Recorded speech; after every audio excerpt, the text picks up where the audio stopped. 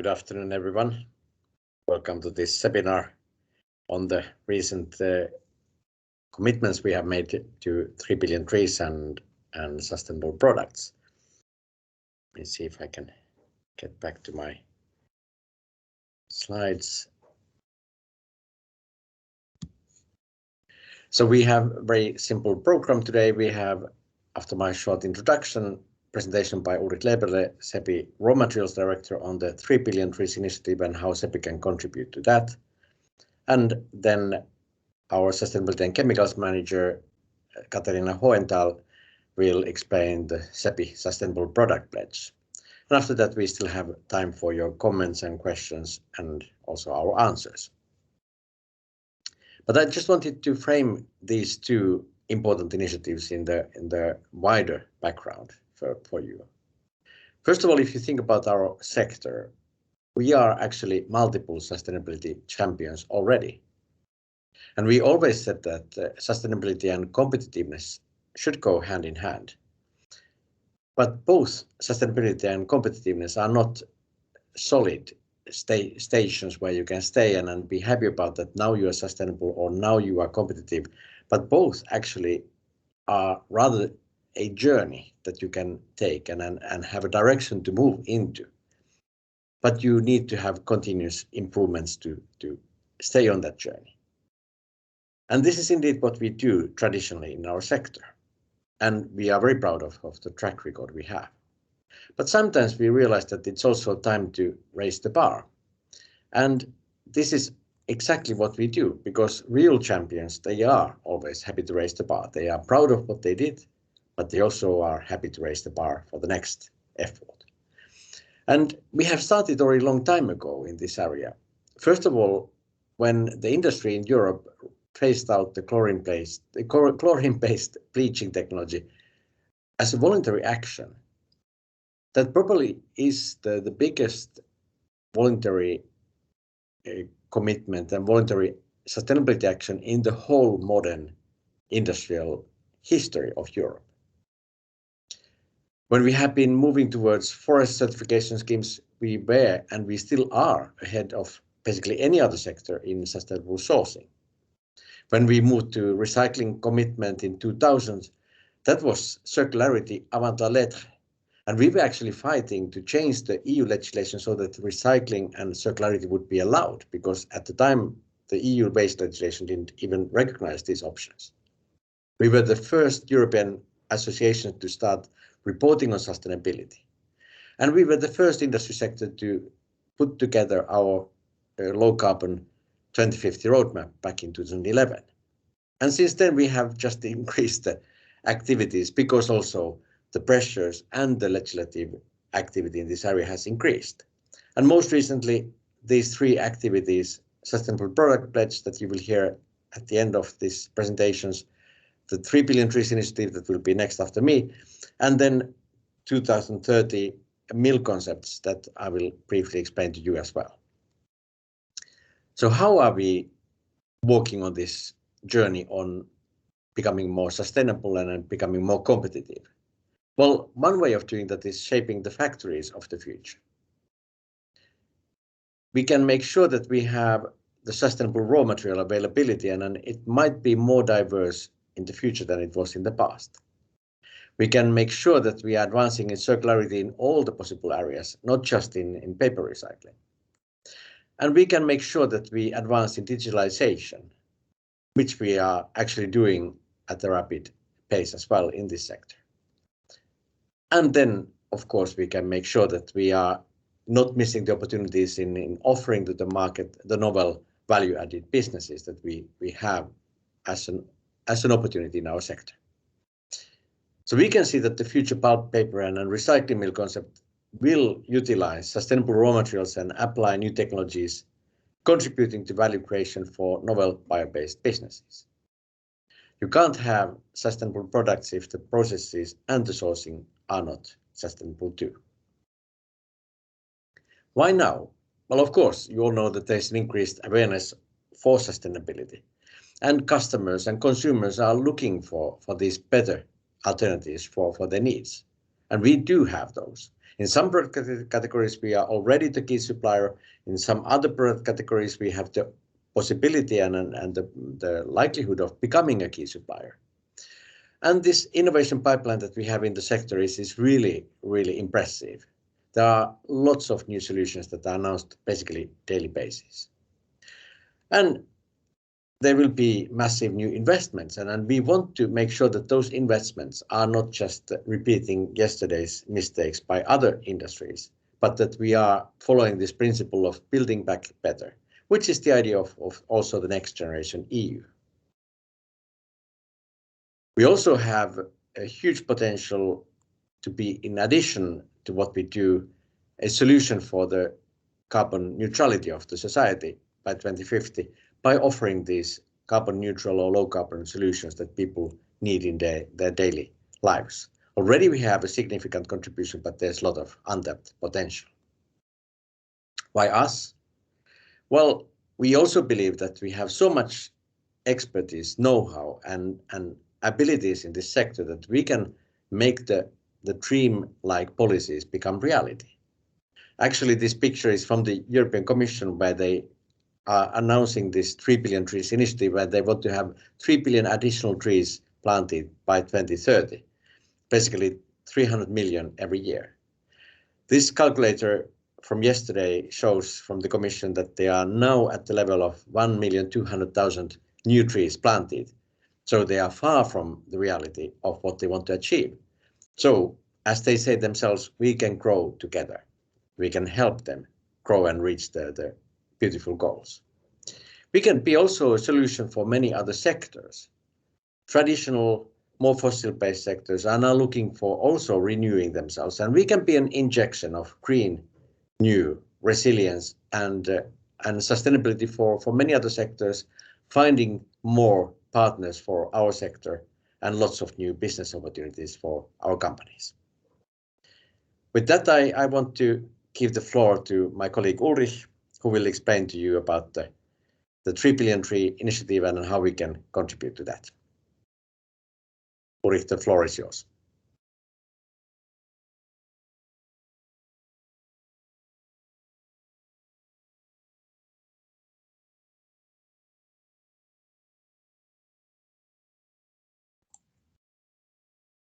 Thank you very much, Jori. I will now tell how we are going to contribute to this initiative that Jori introduced in his remarks, and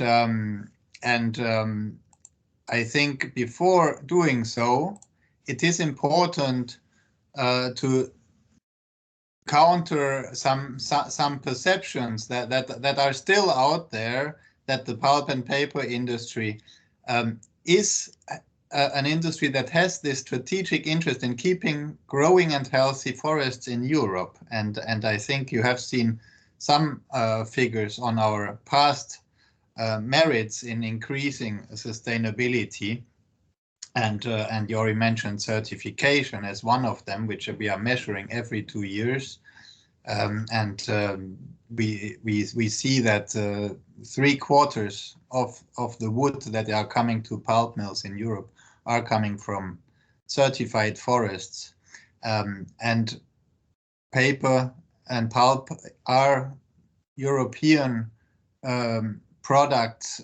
We are using 90% of the wood that is coming for pulp and paper in Europe is coming from the European Union. And so we have a very strong interest that the forests in Europe remain and are growing in surface and are growing in resilience. And there we believe strongly that their economic use encourages actually the forest sectors to keep those forests and manage them with a long-term perspective. So we do support this initiative to plant 3 billion additional trees by 2030. It is important to highlight its additional trees, so it's plus the business as usual, and we strongly believe that this will contribute to the growth and resilience in EU forests.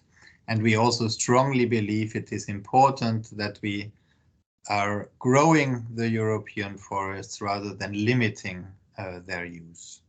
We believe, therefore, that the bioeconomy and the biodiversity, they go hand in hand in sustainably managed forests. You don't need to separate the different forest functions. They can go together, and where they are, where we have new and additional land areas, also here the biodiversity can be enhanced through additional tree planting, and in the long term, these will then also become sustainably managed forests that serve many different purposes.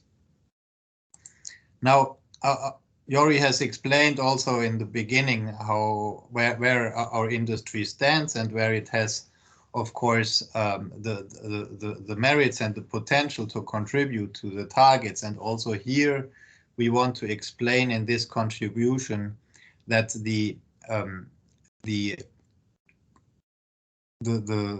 industry has a lot of experience in this field.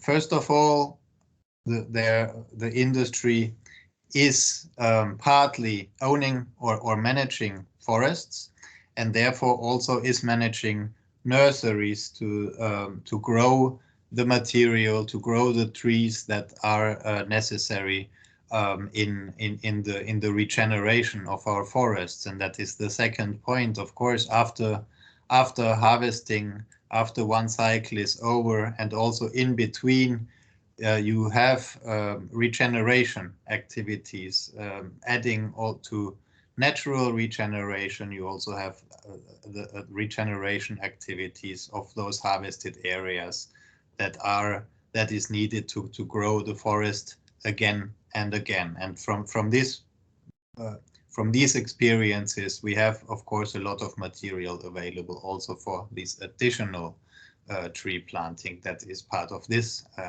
initiative. And then the industry is also, of course, engaged in the restoration of damaged forests, forests that have been damaged due to natural disasters or other events, bark beetle outbreaks that was known to everyone over the last couple of dry summers. So these areas are also restored, and a lot of experience comes from there. Then the industry is also committed to the concept of a climate smart forestry, and that means that actually the climate benefits that the forests can supply are increased in synergy with other needs from the forests. And that includes, of course, also that we have climate benefits in the forests, but also from the products that are procured through the management of those forests, through the wood that is then used for products that are storing the carbon and that are substituting fossil-based products. But in our sector, there is not only the companies that are owning forests or that are managing forests on the behalf of others. We also have a key position in the value chain, since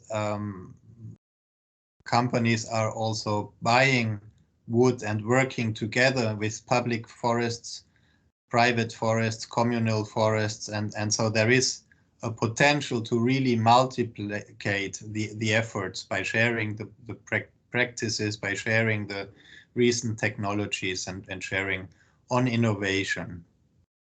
And this is, of course, very different depending on the history, depending on other factors. We have some countries where we have a lot of private forest ownership. You see here on the right for Portugal, for example. But then we have also other countries where we have more state-owned forests, as is the case, for example, for Germany, half and half. But then if we go to the eastern member states, there is even more state-owned forests, and that creates this working together creates, of course, potential for multiplying these efforts. So the industry counts participating in national or EU-funded programs to really support the afforestation efforts in land that either they own, but also that can be owned by third parties, by trying to optimize the time when also silvicultural services are applied to the forest to have timely reforestation, regeneration, to have timely adaptation to the new needs. And that can help be done by logistics, by machinery, but also by the seedlings from the nurseries. And we also believe that in the past, of course, tree planting programs have been done.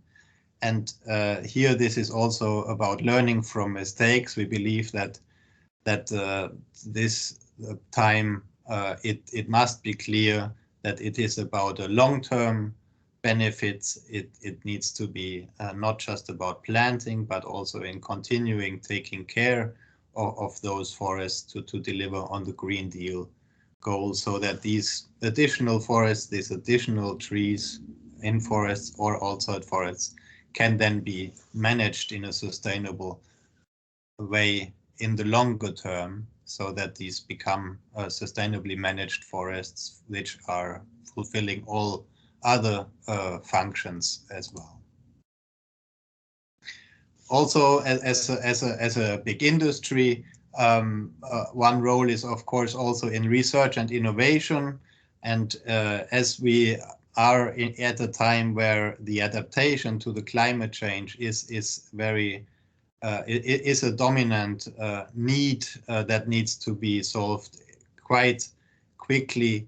The natural processes might not be enough, and therefore it is important to look into the species selection and also artificial regeneration and migration to help really adapt the forests to the climate change, so that we have forests that deliver all their services also in decades from now.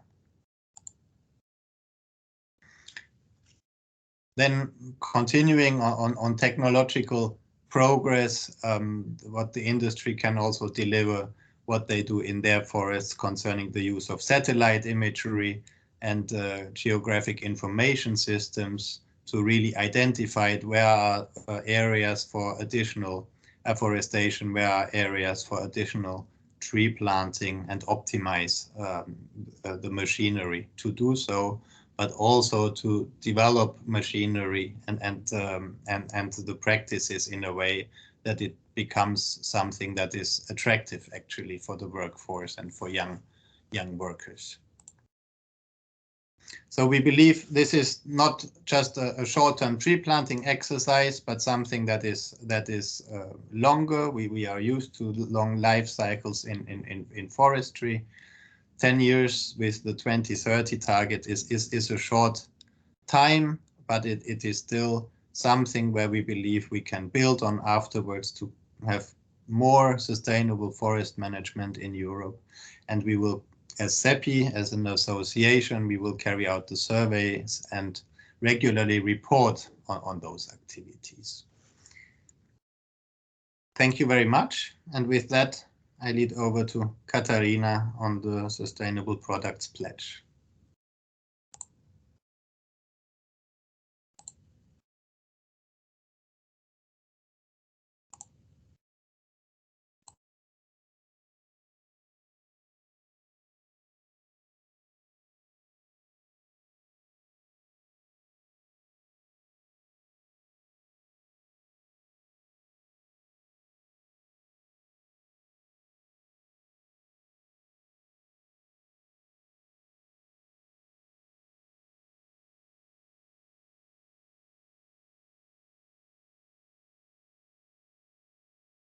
Do you hear me? We do, Katarina. And you see my screen also? No, we see you. Okay.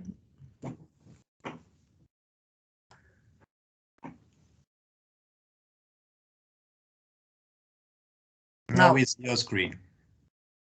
Yes. All right.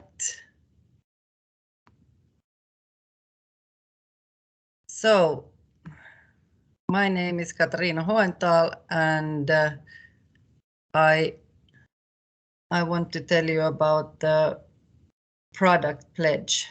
I'm not sure there is, let's see. Yes. So what is the product pledge about, and what do we want to achieve with this? We want to show how the industry is a provider of sustainable solutions in order for Europe to become the world's first climate neutral continent by 2050, which is one of the key objectives of the European Green Claim. And also the transitioning into circular economy. And with this pledge, we are showing that we're committed as pulp and paper industry to make this green transition happen and deliver sustainable products. And what do we mean with sustainable products is that they are fit for a climate neutral and resource efficient and circular economy. And as we know, we are already working on this, as forest fiber-based products can be fully circular and offer real alternatives to replace the fossil-based materials and keeping the fossils in the ground. They are also made of renewable materials that are sustainably resourced. So, but it's also, of course, a question of continuous improvement that are needed, and this shows also our readiness to make long-term investments in order to achieve the circular economy. We also need to continuously improve the production processes, but at the same time reduce the emissions and increase the range of products. But as Jori also already mentioned, this is luckily something that the industry has been doing always. So all in all, the climate neutrality consists of 3 ingredients. It's sustainability, resource efficiency, and innovation. So if we want to look into the 3 pillars of sustainability, we have first the pillar 1. We achieve the full circularity of performance of paper-based products and packaging. And here the ambition is to close the loop by endorsing new guidelines on improving recyclability, separate collections and sorting, and recycling systems and product design. Then we have the pillar 2, which is accelerate the innovation to replace fossil-based materials. And here the ambition is to lower the dependency on fossil-based materials in the products, but also in the processes. So, for example, use less fossil fuels for energy in the processes. And then we have pillar 3, ensure the responsible sourcing for paper-based products and packaging. And so here, while we continuously improve the carbon footprint of our products or decrease the carbon footprint, our ambition is to ensure that all wood and market pulp that the European pulp and paper industry uses for our products originates from sustainable sources. So there are 16 pledges in total, of which 4 are quantitative and 12 are qualitative. So let's have a little closer look on the pillars. So for pillar 1, the quantitative pledges are, even if we are already top in recycling, we want to be even better. So we want to further increase the paper recycling rate up to 76% by 2030. And then we want to adopt the design guidelines for 100% paper-based products and packaging to be recyclable by 2025 and reusable also in case if it's useful and possible. Because we are much aware of the Commission's strategy to increase the reusable options on the market and thereby also reduce the single-use products. So we need to keep up with that, and also of course we can mention here that we already have reusable products, for example textiles. Then we can jump into pillar 1 and the qualitative descriptions. So as mentioned, the 2 quantitative, but then we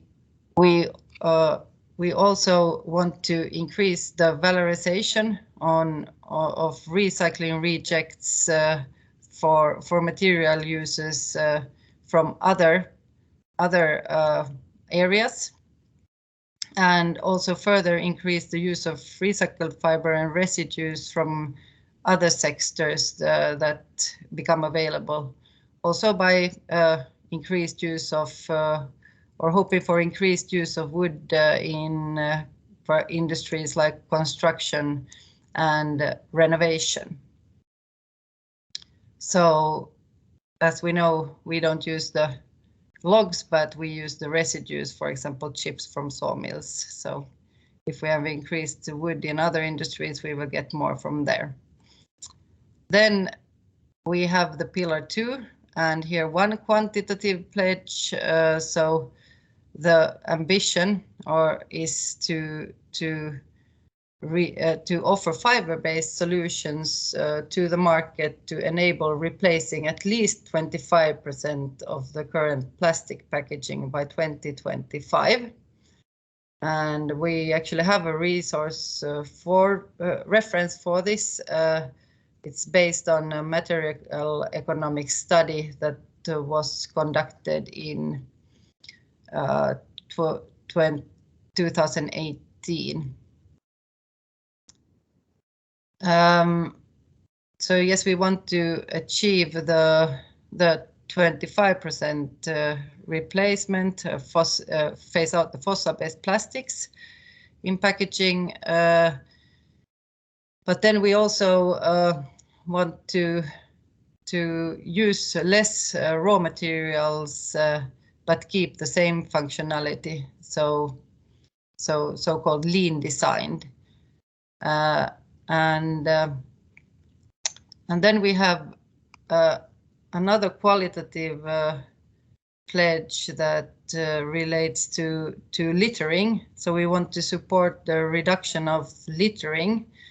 And as we know that recycling of our products is the key, but sometimes the consumers discard the products and they end up in nature. So what happens? Then we need the product to biodegrade. And how do our products biodegrade in the nature? And here we have a problem because there are no biodegradability testing schemes for paper and board articles. There are for plastics, but plastics do not behave in the same way as paper and board articles. So here we need to develop a biodegradability testing scheme for paper and board products, because otherwise we can get into trouble. For example, with paper and board products containing lignin. Lignin does not biodegrade according to the existing testing schemes. For plastic, for example, lignin does not biodegrade into carbon dioxide and water, but to humic compounds, and then according to testing schemes, they won't be biodegradable.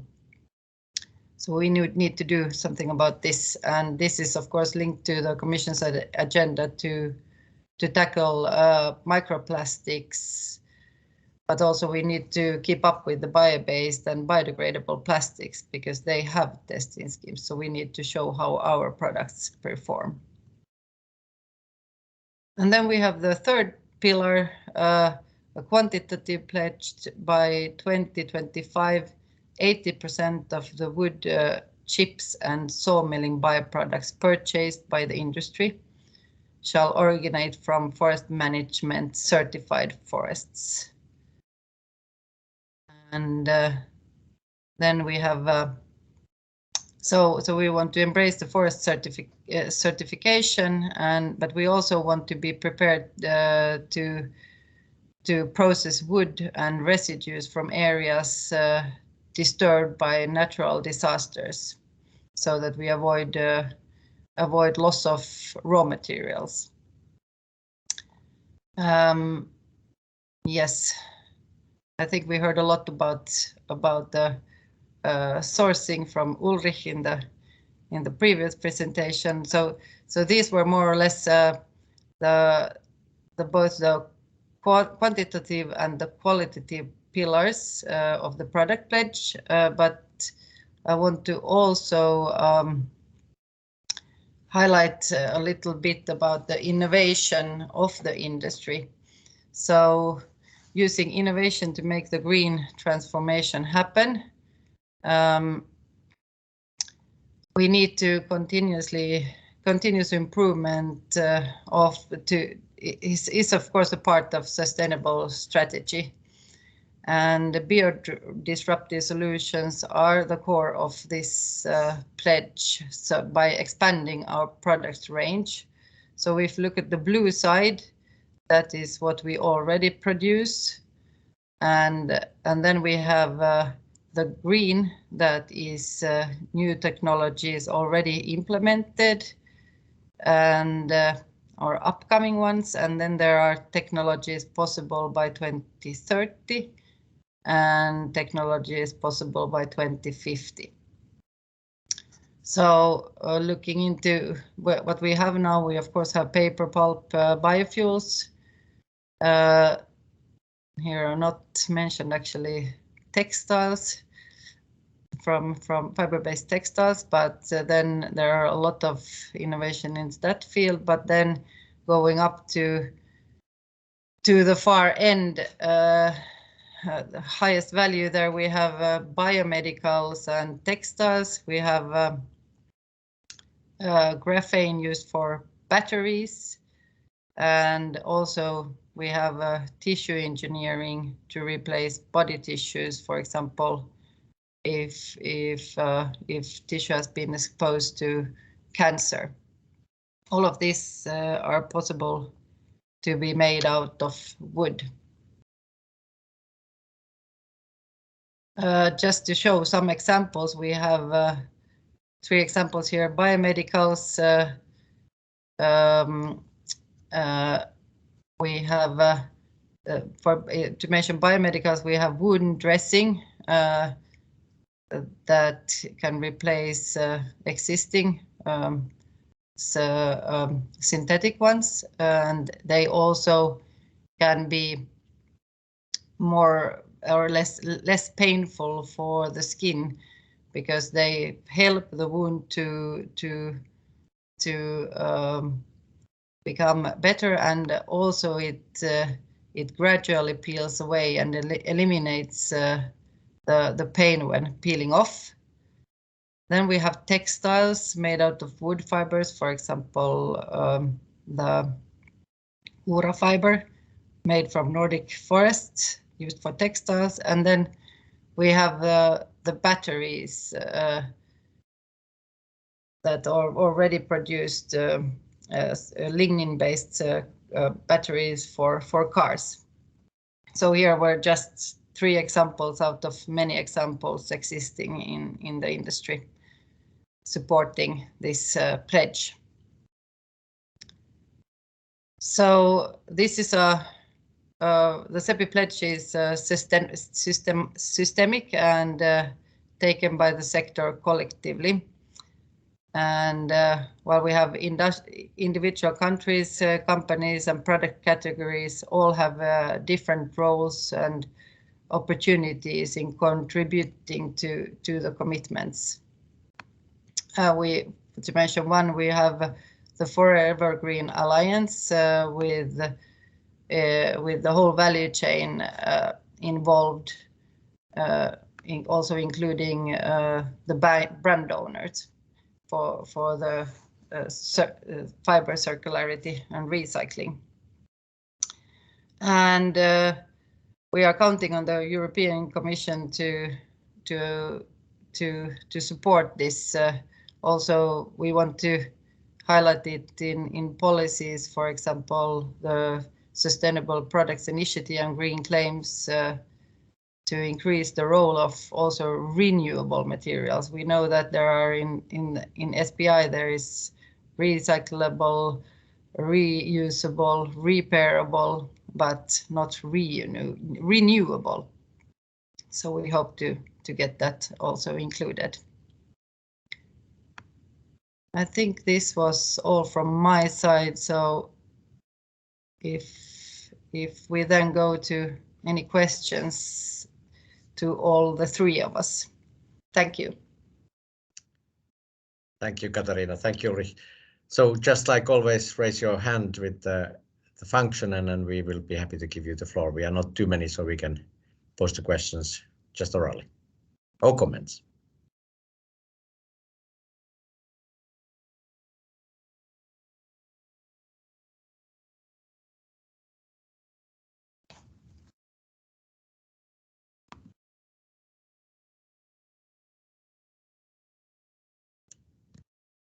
Whilst people are waiting for the good question formulation in their heads. So Katarina, you have a wide experience on life cycle assessments and working with multiple industries and in particular in the sustainability area, a long experience already. Do you still have a possibility of viewing this pledge compared to the other industries? How would you rank us in being progressive and ambitious? Well, I think from my experience previously, forest industry has always been before their time, let's say, compared to other ones that actually one example from my previous work when I was working at KCL a long time ago, they're already in beginning of 2000, we had a lot of life cycle assessments done and carbon footprints. And actually then when we had those figures, then it was like, okay, that's a really big figure because nobody else had any figures. So it was a bad thing back then. But now I think it's good that we have a lot of ambition and research and innovations and numbers. But back then it was when nobody else was calculating any sustainability indicators. It was a bad thing because we had, let's say, a number of 500 and nobody else has anything. So it was a bad thing. Okay, yeah, it's a good point because it's difficult to communicate something when others are not even aware of. Exactly. Yeah. Exactly. But now I think the world is different. So yeah, I think we are usually before, but also a bit modest many times with where we are compared to others. It's true. It's true. What about Ulrich? What would you think is required to make this contribution to 3 billion trees operational and more concrete? So now it's a good formulation of the way forward, but what would you expect that is needed to make it delivering something concrete? Yeah, thanks, Jori. So we are in a phase where we are evaluating different programs that are there, and so both at EU and national level to see where the best hooks are. So most the financing instruments are, of course, in the rural development of the Common Agricultural Policy, but then there are also more specific programs connected to this, and so this would be, I believe, the best way to translate this into concrete steps. And I believe with our industry being there, this is really also then a qualitative step. I mean, we all know the different advertisements about 1 tree planted if you drink 2 of those beers, etc. But I think, and that is of course great. It's better than an extra mile in some program. But where we can really make the difference is that we have an industry that has a lot of experience in how to do that, also in a qualitative way and a sustainable way, and in a long-lasting way. But still, it is important to frame this in programs that we can really make those contributions countable and visible. Mm-hmm. Thanks, Uri. Anybody, any questions or comments, or did you feel that this was the right level of ambition, or would you have expected more or less, or how did you feel about these two? There's a question from Martin Salbut. Will our pledge, now it disappeared from my eyesight, will our pledge meet or will it beat EU Commission expectations? Maybe Katarina first, and then Ulrich can also answer maybe from your perspective.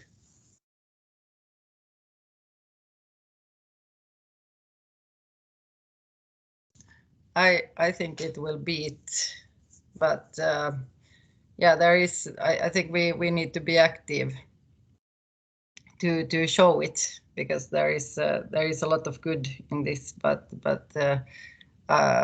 it needs to be adopted also.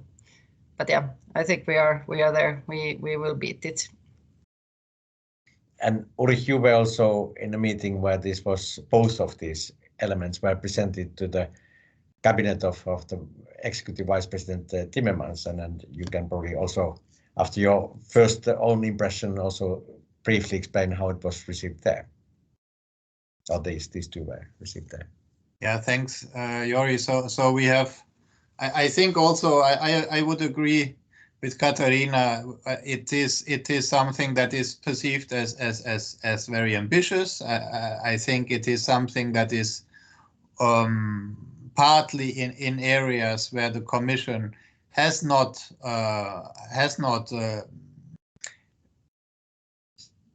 quantitative targets themselves, also in legislation.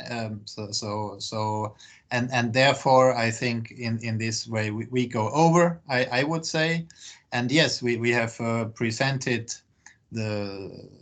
the pledge, but also the contribution to the 3 billion trees and at different levels in European Commission services and cabinets, and so it was very welcome there as a serious contribution, and that I think is also due to the seriousness of the contributions that Jori explained in the beginning, also of the presentation and the Cepinar today, that we have not just set out any sort of targets, but we really were extremely serious in terms of following them up, in monitoring them, in making sure the data quality is there and deliver on the objective set. And so I think the expectations are also high from the Commission side that this is delivered, and if that is the case, I would say it would beat even the expectations.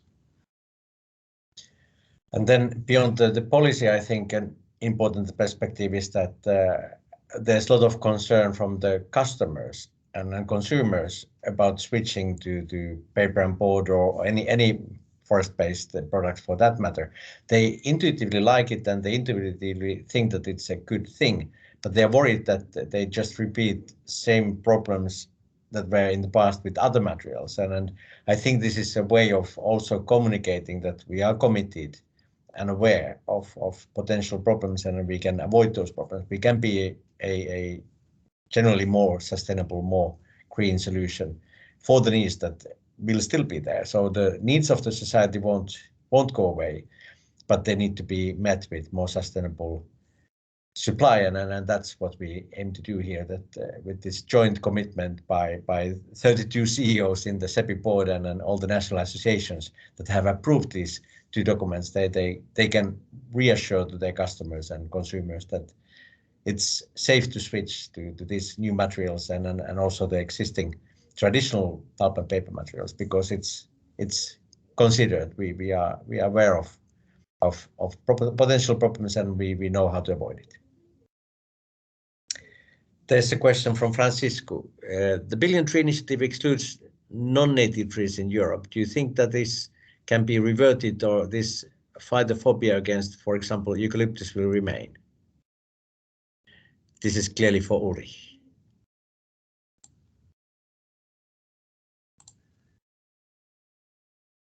Yes. So yeah, thanks for the question. I think it is, of course, a challenge that we have a let's say especially in the forestry area, we have a very cautious approach when it comes to experiencing better species, etc. That for certain functions, I think there is always a sort of it doesn't really exist here, but from other policy areas, a precautionary approach principle in Europe. But I think that I would have an expectation that in the context of an increased awareness that adaptation to climate change is requiring also testing other kinds of tree species in other areas. I think that could create a certain opening up to other ideas. But otherwise, I agree with you. It's a very, very cautious approach. But for example, also with the bark beetle discussion in Central Europe, I think there is different ways are being explored. Not just using the same species again, not just setting aside and wait what nature does, but also experimenting new species in places where those haven't been tried before. Thanks, Ulrich. Anybody else? You can also raise your hand, but also writing in the chat is fine.